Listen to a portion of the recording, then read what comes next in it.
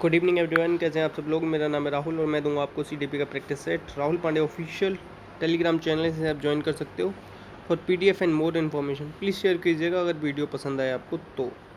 पहले क्वेश्चन से स्टार्ट करें। पहला क्वेश्चन है आपका, निचली कक्षाओं में सीखने को बढ़ावा देने का सबसे अच्छा तरीका है, मतलब फर्स्ट टू फिफ्थ की बात कर रहा है। तो देखो ये सबसे बेस्ट है, चाहे निचली कक्षा हो चाहे बड़ी कक्षा हो। जीवन से अगर आप जोड़ रहे हो ना तो सबसे बेस्ट होता है कि उन्हें अपने जैसे जो भी आपने पढ़ा है ना उसे उनके जीवन से जोड़ दो। जैसे आज आपने पढ़ाया है लेफ़्ट और राइट का कॉन्सेप्ट, तो उनसे कहो बच्चों से जब वो घर का दरवाज़ा खोलें या जिधर भी मुड़ें तब वो अपने आप से बोलें कि वो लेफ़्ट जा रहे हैं या राइट जा रहे हैं, तो अपने आप उनके जीवन से जोड़ दिया आपने। नेक्स्ट नेक्स्ट क्वेश्चन है कि अलग अलग बालकों को अलग अलग कार्य सौंपे जाने को आधार, मतलब देखो हर बच्चे को अलग अलग काम दिया जाता है, तो इसका आधार क्या है। तो इसका आधार है कि हर एक बच्चा ना व्यक्तिगत अंतर होता है। ठीक है, क्या होता है, व्यक्तिगत अंतर होता है। देखो कोई तेज होता है बच्चा, कोई मंदबुद्धि होता है, हर तरीके का बच्चा होता है, तो हर किसी के अलग अलग हिसाब से काम दिया जाता है। ठीक है, आंसर हो जाएगा सी। नेक्स्ट, विद्यार्थी डैश में टेबुलर रासा का कॉन्सेप्ट पढ़ा होगा। खाली, मतलब इसे कहा जाता है खाली दिमाग, ऐसे समझो खाली दिमाग। तो देखो व्यवहारवादी जो था ना वाटसन, उसने क्या कहा था, मुझे 1 दर्जन बच्चे दे दो, चोर डाकू या उसे पुलिस वाला कुछ भी बना दूंगा। ठीक है, तो ये सब क्या है, व्यवहारवाद के जो लोग हैं ना वो ऐसी बातें करते हैं कि वो जो चाहेंगे वो बन जाएगा बच्चा। ठीक है, आंसर हो जाएगा डी। अब देखो जो संज्ञानावाद है ना, इसके प्रवर्तक जीन पियाजे माने जाते हैं, वो स्विट्जरलैंड के थे। उन्होंने संज्ञान पर प्रयोग किया, 4 अवस्थाएं बताई। ठीक है, संज्ञानात्मक विकास की। पहली है इंद्रियजनित, दूसरी है मूल संक्रियात्मक, पहली है इंद्रियजनित, दूसरी है पूर्व संक्रियात्मक, तीसरी है मूर्त, चौथी अमूर्त। ठीक है, याद रखना। गेस्टाल्टवाद किससे रिलेटेड है, बर्दिमर से रिलेटेड है, 1912 में आया था। सबसे ज़्यादा प्रयोग किए कोलर ने इसमें, किस पे, चिंपैंजी पे, नाम था उसका सुल्तान। ठीक है, याद रखना। अब ये जो संरचनावाद लिख रहा है ना, ये बुंट से संबंधित है। कौन, विलियम बुंट, इसका ही शिष्य था टिचनर। जो मनोविज्ञान की पहली लैब खुली थी ना वो विलियम बुंट ने खोली थी 1879 में जर्मनी के अंदर। ठीक है, कार्ल मार्क्स विश्वविद्यालय में, याद रखना। आंसर डी होगा इसका, क्या होगा, डी।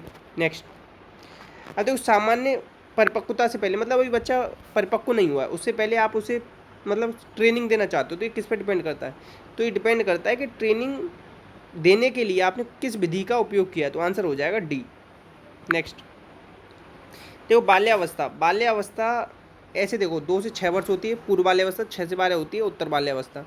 मगर यहाँ पे आपको अकॉर्डिंग टू ऑप्शन लगाना पड़ेगा 2 से 12 वर्ष, 2 से 12 वर्ष लगाना पड़ेगा। ठीक है, अब एक चीज़ और मैं आपको बता सकता हूँ, एक होती है स्यूडो मैच्योरिटी या कन्फर्मिंग एज। क्या होती है, कन्फर्मिटी एज, कन्फर्मिटी एज मतलब जब लड़का लड़कों के साथ खेलेगा, लड़की लड़की के साथ खेलेगी, ये वही एज है। ठीक है, याद रखना, आंसर हो जाएगा डी। नेक्स्ट, विद्यार्थियों को उनके विद्यालय में खेलना चाहिए। विद्यार्थियों को विद्यालय में खेल क्यों खेलने चाहिए बताओ। उनसे क्या होता है, शारीरिक संतुलन होता है, सहयोग की भावना आती है, मतलब कॉपरेशन सीखता है बच्चा, जीतना हारना ये सब सीखा जाता है, तो आंसर हो जाएगा डी। ठीक है, नेक्स्ट नेक्स्ट शिक्षा बच्चों की सहायता करती है। कैसे सहायता करती है, उनका सर्वांगीण विकास करती है। सर्वांगीण कैसे, उनका देखो साइकोलॉजिकल डेवलपमेंट भी करती है, सोशल डेवलपमेंट भी करती है, इमोशनल डेवलपमेंट भी करती है, सारे डेवलपमेंट शिक्षा के द्वारा किए जाते हैं। आंसर हो जाएगा सी। शिक्षा किससे बना है, शिक्ष धातु से बना है। ठीक है, याद रखना। नेक्स्ट है शिक्षण सबसे अधिक प्रभावी कब होता है, मतलब सबसे अच्छा टीचिंग कब मानी जाएगी, जब विद्यार्थियों को उनके मानसिक स्तर के अनुरूप शिक्षा दी है। मतलब बच्चा अगर 5th क्लास का है तो 5th क्लास का पढ़ाओ ना, 10th क्लास का अगर पढ़ाओगे तो कोई फ़ायदा ही नहीं निकलेगा, बच्चे को रुचि नहीं होगी, तो आंसर होगा सी। अब देखो यहाँ लिख रहा है विद्यार्थी विषय में रुचि लेता है। अब ऐसा नहीं है, विद्यार्थी तो अगर विषय में रुचि नहीं लेगा तो इसका मतलब ये थोड़ी ना कि शिक्षा नहीं होगा वहाँ। ठीक है, तो सबसे ज़्यादा अच्छा इनमें अकॉर्डिंग टू ऑप्शन के बच्चे के मानसिक स्तर के अनुरूप आप शिक्षा दो, आंसर सी है। नेक्स्ट, एक बालक कक्षा में सीखे गए गणित का उपयोग अन्य विषयों में करता है। तो देखो अगर उपयोग कर रहा है तो सकारात्मक, अगर बाधा पहुंच रही है तो नकारात्मक, अगर कोई फर्क नहीं पड़ रहा तो शून्य। 3 प्रकार के होते हैं, तो आंसर हो जाएगा ए। नेक्स्ट, कोलबर्ग के अनुसार वह स्तर जिसमें बालक नैतिक दंड के वैसे नियंत्रित रहती है। तो देखो इसने कोलबर्ग ने लेवल दिए थे, 3 स्टेज दिए 6, और लेवल को क्या कहा जाता है, स्तर। तो इनका पूर्व परंपरागत कह रहा हूँ, देखो प्री कन्वेंशनल स्टेज है इनकी पहली। तो पहली में जो आता है ना स्टेज 1, क्या आती है, ओबीडियंस एंड पनिशमेंट, उसके अंतर्गत आएगा ये। तो पूर्व नैतिक अवस्था, ठीक है, आंसर क्या हो जाएगा, ए, क्या हो जाएगा, ए। कोलबर्ग को किसने क्रिटिसाइज किया था, कैरोल गिलिगन ने, याद रखना। इन्होंने कहा था कि कोलबर्ग ने केवल पुरुषों पर प्रयोग किए हैं, ठीक है। कोलबर्ग ने एक और दी थी, पता है क्या, जेंडर कॉग्निटिव थ्योरी, ये भी याद रखेंगे, ठीक है। इनकी किताब का नाम है मोरल डेवलपमेंट ऑफ चाइल्ड। प्याजे को फॉलो किया था इन्होंने, आंसर हो जाएगा ए। नेक्स्ट प्याजे के संज्ञानात्मक विकास के 4 चरणों में से इसमें से कौन सा नहीं है, तो देखो इसमें से कौन सा नहीं बताओ, तो इंद्रियजनित, पूर्व संक्रियात्मक। अब देखो ये जो पोस्ट ऑपरेशनल स्टेज, ये तो कोहलबर्ग के द्वारा दी गई है, ये इसकी थोड़ी ना, तो आंसर क्या हो जाएगा, सी। प्याजे कहाँ का था, स्विट्जरलैंड का था, 4 से 12 वर्ष के बच्चों को प्रयोग किए थे, 1936 में इन्हें उपलब्धि हासिल हो गई थी इस फील्ड में, ठीक है। याद रखना, हेटेरोनॉमी और ऑटोनॉमी 2 प्रकार की इन्होंने नैतिक अवस्थाएं बताई हैं, ये भी याद रखना, ठीक। तो आंसर क्या हो जाएगा इसका, सी। नेक्स्ट, इसमें बताना है इसमें से कौन सी नैतिक आदत नहीं है, मतलब नैतिक आदत कौन सी नहीं, सही उच्चारण करना, उच्चारण से तो ही ना मतलब कुछ नैतिकता का, आंसर हो जाएगा सी। नैतिकता से एक बुक का नाम याद रखो, मोरल जजमेंट ऑफ चाइल्ड, ये प्याजे की किताब है। अगर मोरल जजमेंट की जगह डेवलपमेंट कर दूंगा तो ये कोहलबर्ग की किताब है। नेक्स्ट है, इसमें से कौन सा विकल्प अधिगम के संबंध में सही नहीं है, तो देखो अधिगम सिर्फ ज्ञान प्राप्त कर लेना नहीं है, उसे व्यवहार में भी परिवर्तन आना चाहिए, आंसर हो जाएगा बी। नेक्स्ट, अब इसमें बताना है कि प्याजे के अनुसार विकास की प्रथम अवस्था 0 से जन्म से 2 वर्ष या 0 से 2 मान लो, क्या कहते हैं इसे, इंद्रिय जनित कामक अवस्था, ठीक है। तो अगर नाम भी आपको, आपका आंसर क्या हो जाएगा, इंद्रियों के प्रयोग द्वारा, ठीक है। अब देखो अमूर्त चिंतन क्या करता है, अमूर्त संक्रियात्मक अवस्था में करता है, ये चौथी स्टेज जो है कौन सी, 11 से 15 वाली, ठीक है। आंसर क्या हो जाएगा, ए। नेक्स्ट है, इसमें से निम्न में से किस कारक का सीखने पर सबसे कम प्रभाव पड़ता है, तो देखो जेंडर, मतलब लड़का है या लड़की है, इस बात का कोई फर्क नहीं पड़ता सीखने पर, तो आंसर हो जाएगा डी। नेक्स्ट, अब इसमें कह रहा है कि निचली कक्षाओं में शिक्षण की खेल विधि किस बात पर आधारित होती है, तो ये आधारित होती है विकास और वृद्धि के मनोवैज्ञानिक सिद्धांतों पर, आंसर सी। कौन सा हो जाएगा, सी, ठीक है। नेक्स्ट है, इसमें से कौन सा लक्षण बहिर्मुखी व्यक्तित्व का नहीं है, तो देखो एक चीज़ याद रखना, एक होता है इंट्रोवर्ट, एक होता है एक्सट्रोवर्ट। अंतर्मुखी बहिर्मुखी किसने बताए थे, युंग ने बताए थे। युंग किसका शिष्य था, सिगमंड फ्राइड का। 1909 में इन्होंने वर्ड एसोसिएशन टेस्ट भी दिया था, जिसमें इन्होंने 100 शब्द लिए थे, याद रखना। सामूहिक अचेतन मन का प्रत्यय भी इन्होंने दिया, साइकोलॉजी ऑफ अनकॉन्शियसनेस भी इन्होंने दिए, ठीक है। तो देखो ये कभी भी दिवा स्वप्न देखना, ये किसका होता है, ये होता है इंट्रोवर्ट का, किसका होता है, इंट्रोवर्ट का। और ये यहाँ पे बहिर्मुखी का व्यक्तित्व पूछा, तो दिवा स्वप्न देखना नहीं होता, तो आंसर हो जाएगा डी। नेक्स्ट, इसमें निम्न में से कौन सा बालक के मानसिक स्वास्थ्य पर प्रभाव डालने का कारक नहीं है, तो देखो कक्षा में नींद आ रही है, तो ये मानसिक स्वास्थ्य से कोई मतलब नहीं है, इसका आंसर हो जाएगा बी। नेक्स्ट, ये कह रहा है उपचारात्मक विधि का प्रयोग किसके लिए किया जाता है, उपचारात्मक विधि का प्रयोग सामान्य बच्चों के लिए तो नहीं करते, दोनों काट दो, प्रतिभाशाली के लिए करेंगे नहीं, समस्यात्मक के लिए करेंगे, आंसर हो जाएगा बी। नेक्स्ट, अब देखो सशक्त अभिप्रेरणा सीखने का प्रभावशाली घटक है, क्यों बताओ, क्योंकि इससे देखो अभिप्रेरणा को राजमार्ग माना है सीखने का, किसने, स्किनर ने, जिनकी किताब है कौन सी, बिहेवियर ऑफ ऑर्गेनिज्म, ठीक है। याद रखना, व्यवहारवादी हैं स्किनर, RS सिद्धांत दिया था, रिस्पॉन्स स्टिमुलस थ्योरी। तो शीघ्र सीखते हैं बच्चे, प्रेरणा आ जाएगी तो शीघ्र सीखेंगे। प्रेरक के अंतर्गत शामिल क्या होते हैं, प्रेरक पता है क्या होता है, व्यापक संप्रत्यय, प्रोत्साहन, आवश्यकता, प्रबल प्रेरणा, सब कुछ शामिल है इसके अंतर्गत, ठीक है। नेक्स्ट क्वेश्चन है आपका, किशोरावस्था बड़े संघर्ष, तूफान, तनाव की अवस्था है, तो ये किसने कहा था, स्टेनले हॉल की एक किताब है अडोलसेंस, देख लो ये लिख रही है अडोलसेंस, 1904 में आई थी, ठीक है, याद रखना, ठीक। अच्छा, किशोरावस्था में 44% मांसपेशियों का भार हो जाता है पूरे शरीर के वजन का, ठीक है। अब देखो एडलर ने इन्फीरियरिटी और सुपीरियरिटी कॉम्प्लेक्स दिए थे, और इन्होंने क्या दिया था, इंडिविजुअल साइकोलॉजी दी थी, और ये सिगमंड फ्राइड के शिष्य हैं, ये भी याद रखना।